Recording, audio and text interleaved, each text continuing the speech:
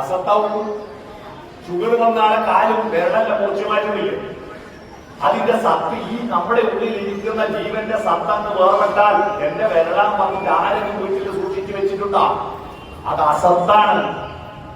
ഈ ഉള്ളിലെ സത്തങ്ങ് പോയാൽ ആരെങ്കിലും നമ്മുടെ ബോഡി വീട്ടിൽ ഉണക്കി വെക്കുന്നുണ്ടാ? എത്രയും വേഗം കൊണ്ടോണ്ടേ, അത് ഉപേക്ഷിക്കണ്ടേ.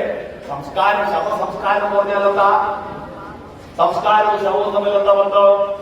സംസ്കാരം എന്ന വാക്കിന് ത്യാജ്യഗ്രാഹ്യ വിവേചന ബുദ്ധിന്ന എടുക്കേണ്ടത് എന്തെന്താ, ഉപേക്ഷിക്കേണ്ടത് എന്താണെന്നുള്ള തിരിച്ചറിവാണ് സംസ്കാരം. ഒരാൾ മരിച്ചാൽ ഉപേക്ഷിക്കണ്ടേ? ശരീരത്തെ, പഞ്ചഭൂതാത്മക നിർമ്മിതമായ ശരീരത്തെ പഞ്ചഭൂതങ്ങൾക്ക് തിരിച്ചു കൊടുക്കണ്ടേ? രാമായണം പറയുന്നു, സമ്മേളനം പഞ്ചഭൂതക നിർമ്മിതം. തൊക്ക്, മാംസം, രക്തം, അസ്ഥി, വിൻമൂത്രം, വിസർജ്യവസ്തുക്കൾ, വേർപ്പ്, മൂത്രം, മലം ഇതൊക്കെ ശരീരത്തിലുണ്ടല്ലോ. രേതസ്, ഹോർമോൺ, ബീജം, ഈ 5 കൊണ്ടാ ശരീരം ഉണ്ടാക്കി. അതെന്താ? പഞ്ചഭൂതകം. കൃത്യം, തേജോ, വായുവാകാശങ്ങൾ. പൃഥ്വി, മണ്ണ്, അപ്പ്, വെള്ളം, തേജസ്, അഗ്നി, വായുവും ആകാശവും. ഈ 5 കൊണ്ടാണ് ഈ ശരീരം ഉണ്ടാക്കിയത്. അതുകൊണ്ട് ഒരാളുടെ ഉള്ളിലെ ജീവനക്ക് പോയാൽ അതൊക്കെ കൊടുക്കണം. ആർക്ക്? പഞ്ചഭൂതങ്ങൾക്ക്.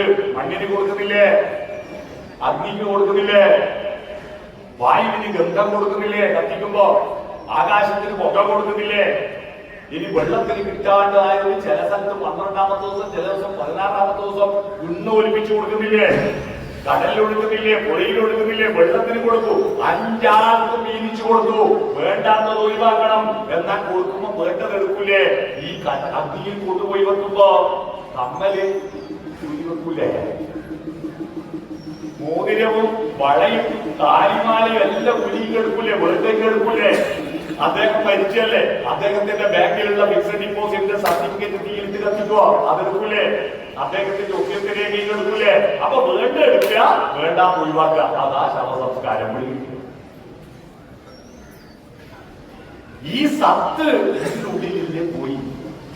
അത് തമിഴ്നാട്ടുകാർക്കറിയാം. തമിഴ്നാട്ടുകാർ ഒരാൾ മരിച്ചാൽ പറയുന്ന വാക്ക് സത്ത് പോലവളെ, സത്ത് പോയാച്ചെന്ന. സത്ത് പോയി. സത്തങ്ങ് പോയാൽ നമ്മൾ അസത്താ. ആ സത്ത് പോയി എന്നത് നമ്മൾ മലയാളത്തിൽ ചത്ത് പോയി നാട്ടി മാറ്റിക്കളഞ്ഞതാണ്. ഈ അർത്ഥം മനസ്സിലാവാതായത്. മനസ്സിലായി? സത്ത് പോയി. ആ സത്തായിരിക്കുന്നതിനോട് ചിത്തം ചേരുമ്പോഴുള്ള ആനന്ദമാണ് സച്ചിദാനന്ദം. അതാ മനുഷ്യന്റെ ജീവിതത്തിന്റെ ലക്ഷ്യം. ജീവിതത്തിന്റെ ലക്ഷ്യം മരണമെന്ന സമുദ്രത്തിലേക്ക് പോകാനല്ല ഒരു പുഴയൊഴുകുന്നത്. പുഴയൊഴുകുന്നത് മരണമാകുന്ന സമുദ്രത്തിൽ പോകാൻ. നമ്മളൊരു ജീവിതം ഒരു പുഴയാ, ഒരു കല്ലോലിനിയാ. ആ കല്ലോലിനി എന്തിനാ? ബ്രഹ്മാവ് സൃഷ്ടിച്ചു 10 പേരും 2 കണ്ണും മുക്കിന് 2 ദ്വാരവുമായിട്ട് സൃഷ്ടിച്ചിട്ട് ആ സൃഷ്ടിന്റെ സോഫ്റ്റ്വെയർ വാട്സപ്പിൽ അയച്ചു കൊടുത്തു ഭർത്താവിന്. ഭർത്താവ് അത് ഡൗൺലോഡ് ചെയ്തിട്ട് ക്രിസ്ത്യാനികളെ സൃഷ്ടിച്ചു. എന്നിട്ട് അവർ ഇൻസ്റ്റഗ്രാം പോസ്റ്റ് ചെയ്തത് കണ്ടിട്ട് അള്ളാഹു കൊടുത്തിട്ട് മുസ്ലിങ്ങളെ സൃഷ്ടിച്ചു എന്ന് ആരെങ്കിലും പറയോ? ഈ ഭൂമിയുള്ള മനുഷ്യരെല്ലാം ഉള്ളൂരെ പരമേശ്വരയ്യർ പറഞ്ഞ ഓർത്താലോ ഒറ്റ തറവാട്ടുകാരാ. അപ്പോൾ ദൈവത്തിന്റെയും മതത്തിന്റെയും പേരിൽ വെറുക്കുന്ന നിങ്ങളുണ്ടോ? നിങ്ങൾ പരബ്രഹ്മ ശത്രുവാണ്. മതത്തിന്റെയും ദൈവത്തിന്റെയും പേരിൽ വെറുപ്പ് പ്രചരിപ്പിക്കുകയോ വെറുക്കുകയോ ചെയ്യുന്നവർ യഥാർത്ഥത്തിൽ അദ്വൈതത്തിന്റെ ശത്രുവാണ്. ഭാരതം ആ സത്യം കണ്ടെത്തുന്നതാണ്. അദ്വൈതം 2 അല്ല, 1. ദ്വൈതം 2. അദ്വൈതം 2 ഇല്ല, 1. അദ്വൈതം ജനിച്ച നാട്ടിൽ, ആദിശങ്കരൻ ജനിച്ച നാട്ടിൽ 1000 ജാതികൾ, 1000 മതങ്ങൾ, 1000 ദൈവങ്ങൾ. എണ്ണം കൂടുന്നതല്ല, പറയുന്ന മൂല്യമുണ്ടോന്നുള്ള വിഷയം. എണ്ണം കൂടിയിട്ട് ആകാശത്ത് 1 ലക്ഷം നക്ഷത്രങ്ങൾ ഉണ്ടായിരുന്ന രാത്രി വെളിച്ചം കിട്ടുന്നുണ്ടോ? LED CFL പണ്ടുപണ്ട്. എന്നാ ഇപ്പൊ നോക്കിയാട്ടെ, ഒറ്റ നക്ഷത്രത്തിലുള്ള ആകാശത്ത് ഇഷ്ടം പോലെ വെളിച്ചം കിട്ടുന്നില്ല. എന്തുകൊണ്ടാ? പകല് സൂര്യൻ തിരുവാതിര നക്ഷത്രം സൂര്യന്റെ 6 ഇരട്ടി വലിപ്പമുണ്ട്. എന്നാലും ഈ നക്ഷത്രങ്ങൾ ഉണ്ടായിട്ടും നമുക്ക് രാത്രി വെളിച്ചം കിട്ടുന്നില്ല. എന്നാ സൂര്യൻ പകല് നമ്മൾ അതിനോട് അടുത്ത സത്യത്തിനോട് അടുക്കുമ്പോ വെളിച്ചം കൂടും. അതാണ് ഞാൻ പാടിയ പാട്ടിന്റെ അടുത്ത വരി. പ്രപഞ്ചം മുഴുവൻ വെളിച്ചം നൽകാൻ പകലിനൊന്നേ വിളക്കുള്ളൂ. ലക്ഷം നക്ഷത്ര ദീപങ്ങൾ കൊളുത്തി സ്വപ്നം കാണുന്നു രാത്രി. വെളിച്ചം സ്വപ്നം കാണുന്നു രാത്രി. അദ്വൈതം ജനിച്ച നാട്ടി. ഇതാണ് സമദൃഷ്ടി. മനസ്സിലായത്? അപ്പോ സന്തുഷ്ടി, സമദൃഷ്ടി രണ്ടാമത്തെ യോഗ്യത ജ്ഞാനത്തിൽ കയറണം. മൂന്നാമത്തെ യോഗ്യത ബഹുജന്തുക്കളിൽ ദ്വേഷഹീന മനസ്കര. ഒരു ജന്തുവിനോടും വിദ്വേഷമില്ലാത്ത മനസ്സ് വേണം. വിദ്വേഷം എന്തിനാ? മനുഷ്യനെ സൃഷ്ടിച്ചത് സ്നേഹിക്കാനാണ്, കരുണ കാണിക്കാൻ. ഇന്ന് നമ്മുടെ നാട്ടിൽ ബുദ്ധിക്ക് ക്ഷാമമില്ല, സ്വർണത്തിന് ക്ഷാമമില്ല, പണത്തിന് ക്ഷാമമില്ല. ക്ഷാമമുള്ളത് നല്ല മനസ്സിനാണ്, കരുണയ്ക്കാണ്, ദയക്കാണ്, കാരുണ്യത്തിനാണ് ക്ഷാമം. ഈ കാരുണ്യവും ദയയുമാണ് മനുഷ്യന്റെ പ്രത്യേകത എന്ന് പഠിപ്പിക്കുന്ന ആദ്യത്തെ കാവ്യമാണ്. അതാണ് മാനിഷാദ. കൗഞ്ചപക്ഷിയോട് കരുണ കാണിച്ചു ആര്?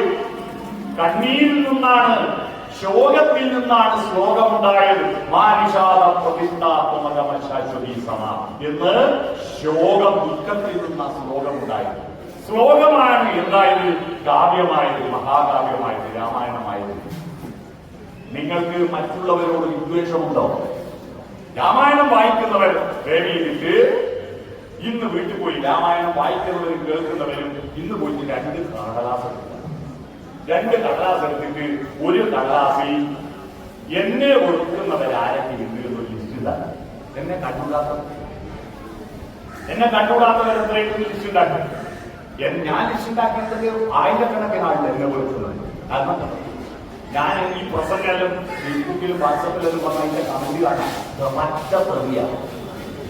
തെറിയോട് തെറിയ. കാരണം വിദ്വേഷം മനസ്സിലുള്ളവരായി തെറി പറയുന്ന. അപ്പൊ എന്നെ വെറുക്കുന്നവര് കുറയില്ലേ? അവരെ ലിസ്റ്റ് ഉണ്ടാക്കി. രണ്ടാമത്തെ ലിസ്റ്റിൽ എനിക്ക് വെറുപ്പുള്ളവരുടെ ലിസ്റ്റ് ഉണ്ടാക്കി. എനിക്ക് വെറുപ്പുള്ളവരുടെ ലിസ്റ്റ് ഉണ്ടാക്കുക. എന്നിട്ട് എന്നെ വെറുക്കുന്നവരുടെ ലിസ്റ്റ് കുറക്കാൻ ഏറ്റവും നല്ല മാർഗം എനിക്ക് വെറുപ്പുള്ളവരുടെ ലിസ്റ്റ് ഓരോ ആറ് പേര് എഴുതിയിട്ട് നാളെ അവരോട് വർത്താനം പറയണം. ആ വെറുപ്പൊന്ന് വെറുക്കണം. നമ്മൾ രണ്ടാള് തമ്മിൽ വെറുക്കുന്നുണ്ടെങ്കിൽ അത് പരിഹരിക്കാൻ മുൻകൈ എടുക്കാൻ ഒരാളെ ഉള്ളൂ. അതാരറിയാം? ഒരാളെ ഉള്ളൂ. ദൈവം ഒന്ന് എഴുതിയിട്ട് ഇംഗ്ലീഷിൽ വായിക്കുക. ഒന്ന് എഴുതിയാൽ ഇംഗ്ലീഷിലുണ്ടാ ഐ അല്ല. ഐ എന്ന് പറഞ്ഞാൽ ഞാൻ മുൻകൈ എടുക്കുക. പക്ഷെ നമ്മളെന്ത് ചെയ്യും? ഞാൻ മുൻകൈ എടുക്കില്ല. എങ്ങനെയാണ് യു നീ മിണ്ടിയാ ഞാൻ അമ്പല പറമ്പിൽ കണ്ടിട്ട് രണ്ടാക്കും കുറേ മിണ്ടാത്തത് ഒന്ന് മിണ്ടണമെന്നുണ്ട്. ഓനൊരു അരച്ചിരിച്ചെങ്കിൽ ഞാൻ പൊളിച്ചിരിക്കരുത്. പക്ഷെ ഓൻ വരച്ചിരിക്കുന്നില്ല, നമ്മൾ വരച്ചിരിക്കും. മിണ്ടണം. പണ്ട് സ്കൂൾ പഠിക്കുമ്പോൾ നമുക്ക് പ്രേമം ഉണ്ടായിട്ടല്ലേ പലരും പൊളിക്കും. പറയാ ദൈവത്തിലേക്ക് ആരാദ്യം പറയുന്നു ഞാൻ വിചാരിക്കും. ആരാദ്യം പറയുന്നു ഓടും വിചാരിക്കും. എന്നിട്ട് രണ്ടാമതൊന്നുമില്ല. അവസാനം സെന്റോ പായ ദിവസം ഉണ്ടാവും. ഒരു ഓട്ടോ താപൊരു കടലിനെ മറന്നാലും കടൽ കരയെ മറന്നാലും ഞാൻ നിന്നെ മറന്നില്ല എന്ന് എഴുതി കൊടുക്കും. പിന്നെ കാണും ഓണില്ല ഒന്നുമില്ല. അവരെല്ലാം ഇപ്പോ കല്യാണം കഴിച്ച് മക്കളെ മക്കളല്ലായപ്പോ പണ്ടത്തെ ആളുകളെല്ലാം തപ്പി പുറപ്പെട്ടിട്ടുണ്ട്. പൂർവ്വ വിദ്യാർത്ഥി സംഗമങ്ങളോട് സംഗമങ്ങളാണ്. പറയേണ്ട കാര്യം, ചിരിക്കേണ്ട കാര്യം ചിരിക്കേണ്ട സമയത്ത് ചിരിക്കണം. വിദ്വേഷമില്ലാത്ത മനസ്സ് വേണം. പ്രീതിയോ ബഹു ഹിന്ദുക്കളിലല്ല ഒരു ജന്തുവിനോടും വിദ്വേഷരഹിതമായ മനസ്സുണ്ടാവും. മൂന്നാമത്തെ ടിക്ക്. നാലാമത്തത് ശാന്തതയുണ്ടാവും. ശാന്തത. മഹാഭാരതം എന്ന കാവ്യം നിങ്ങൾ 18 പർവ്വങ്ങളുണ്ട്. ഈ പർവ്വങ്ങളിൽ യുദ്ധങ്ങളുണ്ട്, ഭയങ്കര സംഭവങ്ങളുണ്ട്. അവസാനം എന്താ? ശാന്തി പർവ്വമാണ്. ശാന്തി പർവ്വമാണ്. 18 അക്ഷരപ്പടി യുദ്ധം നടന്നിട്ട് ഒന്ന് കരിക്കട്ടെ, ഒരു ഭാഗം കരിക്കട്ടെ.